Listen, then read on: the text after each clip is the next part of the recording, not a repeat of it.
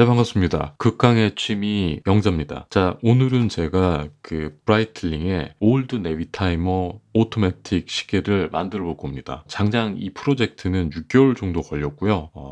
드래곤볼 모으듯이 오리지널 파트들을 모으기 시작했어요. 이제 여기 앞에 보이는 거는 그 무브먼트, 그 오토매틱 시계의 심장이라고 보면 핵심이 되는 부품입니다. 자, 이렇게 있고요. 요거는 제가 지금 한 반 조립 정도 해놓은 건데, 데이터 휠하고 그다음에 이거 데이터 휠 요게 데이터들이 그 바퀴 모양처럼 있는 걸 데이터 휠이라고 그러고, 이 폰트가 여러 가지 종류가 있어요, 사실은. 원래 오리지널 올드 네비 타이머는 이 폰트를 써요. 그래서 요건 따로 구하셔야 되는데, 네, 뭐 다양한 폰트들이 있는데 한번 비교를 해보도록 하겠습니다. 그 네비타이머 시계는 상남자의 시계라고 해요. 남자들이 찰 때 굉장히 이제 멋지고 그런데, 그러니까 폰트가 좀 강렬한 남성적인 이런 굵직굵직한, 네, 이런 폰트들이 있어야 되는데, 자, 만약에 여기에 이런 폰트가 들어간다면은 정말로 좀 빈약해 보이겠죠, 날짜가. 그러니까 이제 요거는 기본적으로 바꿔줘야 되는 거예요. 그래서 요거를 교체를 했고요. 요 부품은 아마 캐나다 셀러한테서 제가 꽤 오래 걸렸던 것 같아요. 한 3주 정도 걸려서 받았던 것 같고요. 자, 그래서 여기는 교체를 했고요. 그러면은 뭐 이렇게 볼게요. 자, 무브먼트랑 핵심이 되는 파트들. 그다음에 자, 이것도 핵심이에요. 다이얼이 중요합니다. 20년 전에 나왔던 다이얼. 크로노 배열이, 그러니까 크로노가 이제 뭐 라면 끓여 먹을 때 스톱워치 같은 기능이에요. 자, 그래서 12시, 9시, 6시 방향에 이렇게 동글뱅이가 또 이렇게 3개씩 있죠. 자, 이게 이제 크로노 기능을 하는 건데, 저는 참 이 다이얼이 예뻐요. 정말로 예쁩니다. 이게 뭐 실버처럼 보일지도 모르겠는데, 그 화면상에는 이게 좀 옐로우빛이 돌아요. 네. 이걸 어떻게 구해냈는지 참, 이 색상이 굉장히 매력적이고요. 이 레비타이머의 특징은, 그러니까 햇빛을 비쳤을 때, 뭐 광원을 비쳤을 때 비치는 반사되는 썬레이의 색감이 정말로 오묘합니다. 그러니까 현행 모델보다 저는 이 올드 모델의 더 빈티지한 매력에 푹 빠졌어요. 뭐 짧게 말씀드리면은, 지금 나오는 브라이틀링의 네비타이머는 이제 로고에 이제 날개가 있어요. 브라이틀링은 그 날개를 그냥 잘라버렸습니다. 참 대단한 업적이라고 해야 되나요? 호불호 갈리는데, 저는 여기 날개가 있어야 된다고 봐요. 왜 이렇게 날개를 다시 붙여줬으면 좋겠습니다만은. 그리고 이제 요 예전에 크로노 배열, 요게 지금 요 배열이 있죠? 이 배열이 참 예쁩니다.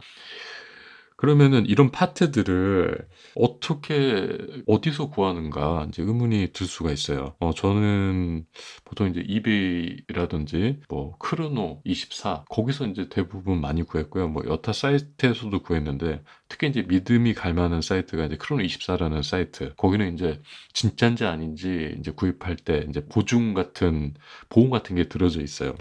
그래서 절대 이제 언더밸류라든지 이런 게 안 됩니다. 그리고 이제 전 세계 셀러들이 많이 있어요.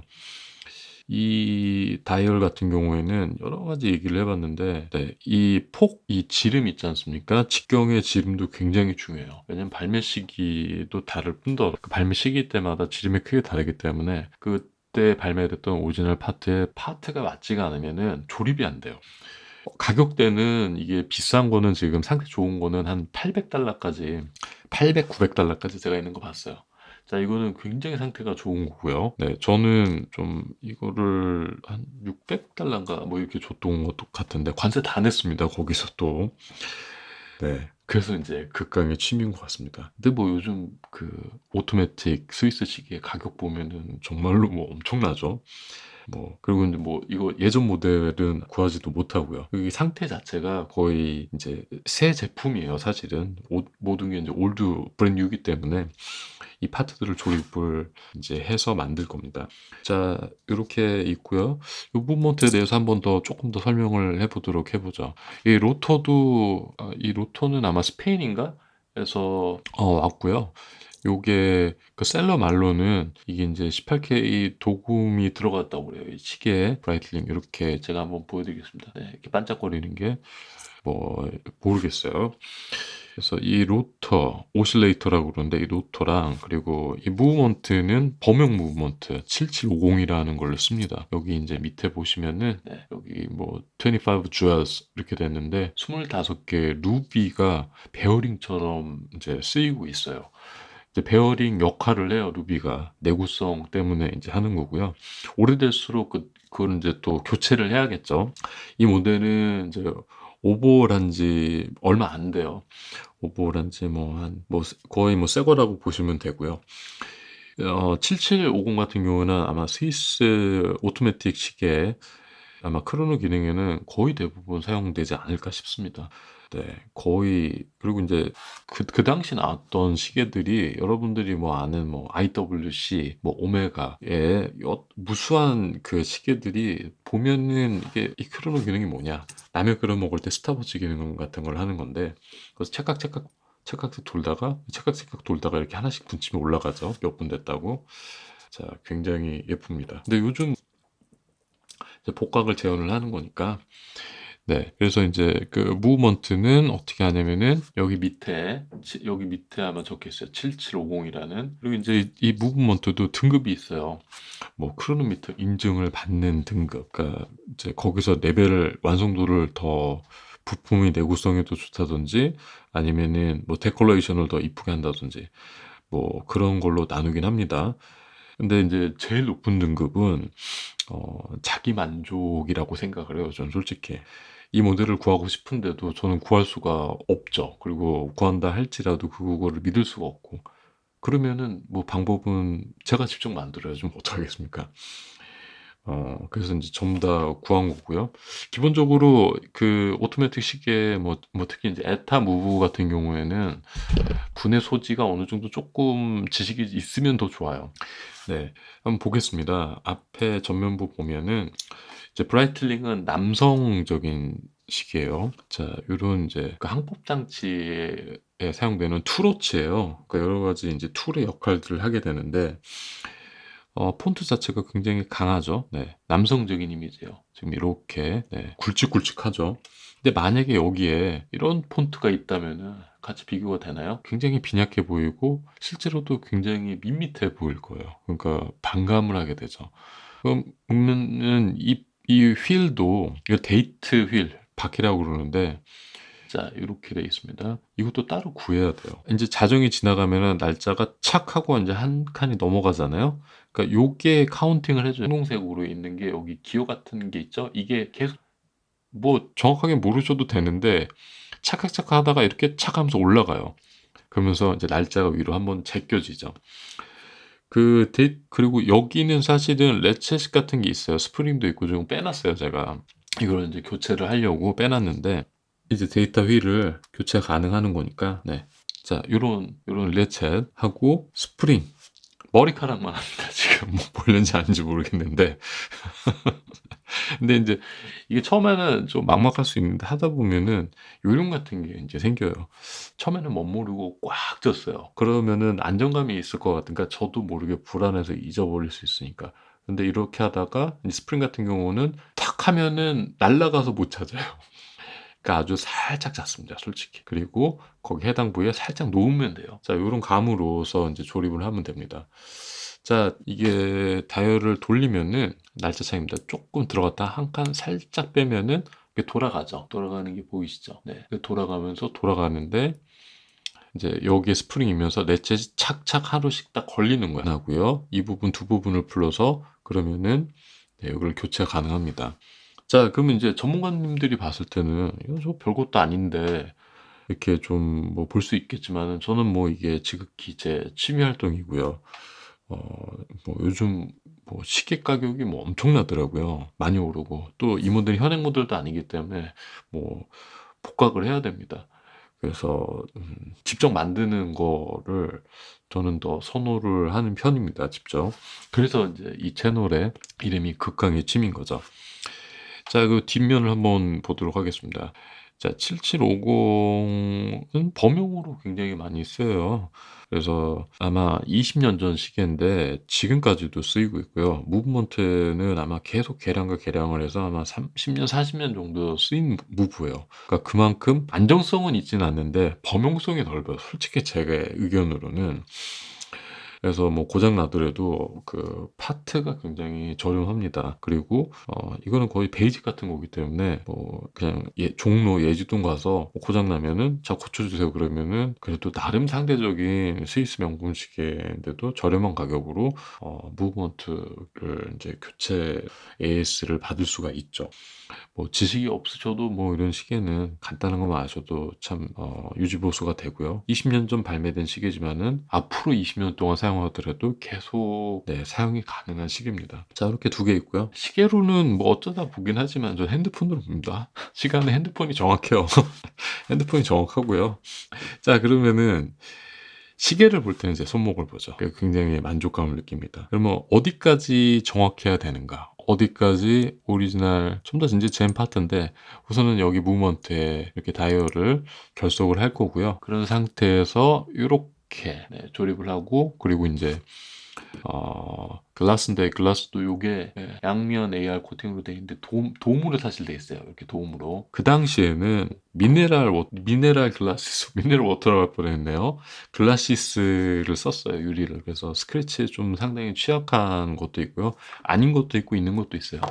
근데 이제 만약에 정식으로 미네랄 글라시스로 나온 거를 정식으로 사파이어로 교체를 하고 싶다 그러면은 아마 70에서 80 정도로 알고 있습니다. 그 정식 수입사에서는.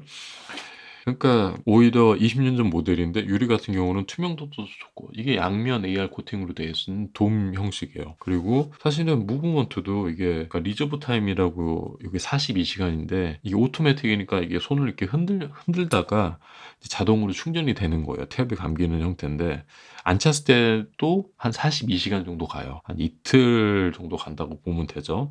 이틀 조금 저는 안 가는데 요즘 나오는 거는 이제 7750이 계속 개량과 개량을 통해서 거의 뭐 40년 동안 썼기 때문에 7750 HE1이라는 모델은 60시간까지도 갑니다. 네. 그러니까 이제 그런 에타의 우수성, 모델, 범용성 이런 것 때문에 더 이제 매력적인 거죠.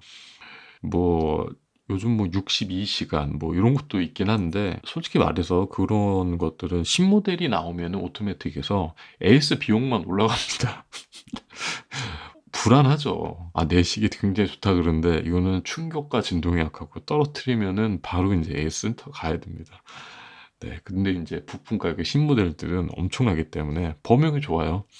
네, 장점이 굉장히 많고 뭐 제가 뭐 저는 제 자기 만족 그레이드를 통과를 해야 되는데 사실 이제 스위스 시계에서는 크로노미터 그레이드라는 게 있어요. 그래서 뭐 1호차, 뭐 시간차 그리고 위치차에 따라서 뭐 시간에 따라서 어느 정도 편차가 이내에 있으면은 인증을 해준다 이런 게 있는데 그것보다 더 이제 탑 그레이드의 인증이 뭐 자기 만족 그레이드를 통과해야 되지 않을까. 제 만족에. 이게 이제 극강의 취미잖아요. 그러니까 제 기준은 그것보다 훨씬 더 높아요. 그래서 장장 한 6개월 정도 걸렸던 것 같아요. 네. 그래서 근데 이제 이렇게 만들어도 실제로 사는 가격보다는 거의 한 4분의 굉장히 뭐 나름 저렴한 가격으로 이제 느낄 수가 있는 거죠. 네. 그래서 이렇게 요걸 한번 이제 조립을 해 보도록 하죠. 사실은 이제 조립 영상을 제가 보여주려고 좀 더 준비를 했던 건데 뭐 다른 분들이 뭐 7750이나 이런 건 영상들을 워낙에 많이 올려 놓으셨고 이 부분에 대해서는 뭐 자료가 없어요. 왜냐면은 이게 유튜브엔 자료가 없습니다. 이렇게 만들어야 된다. 이 중요한 게 있어요. 지름이 몇 밀리인지 정확하게 물어보셔야 돼요. 만약에 요 이제 베젤에서 이게 투러치 기능을 하는데 이게 정확하게 들어가서 돌아가야 되잖아요. 정확하게 들어가서 이게 돌아가야 되는데 이 다이얼이 크거나 이게 작거나 그러면은 걸려서 돌아가지가 않아요. 조립이 안 돼요. 네. 그래서 시행착오를 저도 많이 했어요. 지금 이게 굉장히 심플해 보이지만은 벌써 부품 잘못해 갖고서 지금 쌓여 있는 것들이 꽤 많아요. 네. 자, 이거 같은 경우는 맞지가 않아요, 지름이. 지름이 맞지가 않아서 굉장한 출혈이에요, 이런 것들이. 하나 잘못 주문하면은. 그러니까 뭐 단순 부품 계산 뭐 이런 게 아니라 이제 뭐 나름 개인이 할 수 있는 R&D 투자? 이거는 사실은 뭐 제가 소요했던 시간과 노력에 비해서는 만약에 네, 결과물이 나온다면 굉장히 만족하겠지만은 꽤 많은 시행착오를 저는 겪었다는 거 여러분은 겪지 않으셨으면 좋겠습니다. 소침 같은 경우는 루테늄 도금으로 되어 있고 브라이틀링에 빨침 있죠 이게. 자 이거 얼마일 것 같아요? 이게 전 세계에서 일단 공식적으로는 제가 알기로는 딱 하나 남은 것 같아요. 하나 남은 것 같습니다. 그래서 뭐 대략적으로 설명을 했던 것 같아요. 자 저는 이 채널이 지금 극강의 취미이고 어떤 취미든지 간에 이제 극강까지 내가 좀 해봤다. 뭐 여기까지 뭐 투자를 해봤다. 뭐 저걸 봤는데 뭐 저 정도는 별거 아닌데 뭐 이러실 수 있어요. 언제든지 제가 이메일 남겨놓을 테니까 저한테 연락이나 방송 출연해주고 싶으면 인터뷰 형식으로 제가 가겠습니다. 극강 뭐 이 정도면은 제 나름대로의 기준에서는 극강이라고 봐요. 근데 정말 네비타이머는 애정이 많이 가요. 애정이 굉장히 많이 가는 시기고 만들고 나서 뭐 맞아 얘기를 하겠지만은 그리고 무엇보다 예뻐요. 정말 예뻐요. 그래서 제가 올드 네비타이머에 더 매력을 느끼는 게 아닌가 싶습니다. 이 지금 나오는 현행 네비타이머 계보를 잠깐 설명드릴게요. 그리고 그 전 세대가 꾸 네비타이머, 그 전 세대가 꾸꾸 네비타이머 이런 말들이 있어요. 그리고 그 전 세대가 꾸꾸꾸 네비타이머. 그리고 이거는 이제 빈티지 올드 네비타이머입니다. 자 그러면은 한번 제가 조립을 하고서 다시 영상으로 만나보도록 하겠습니다. 네, 극강의 취미 영재였습니다. 네, 2부에서 뵙도록 하겠습니다.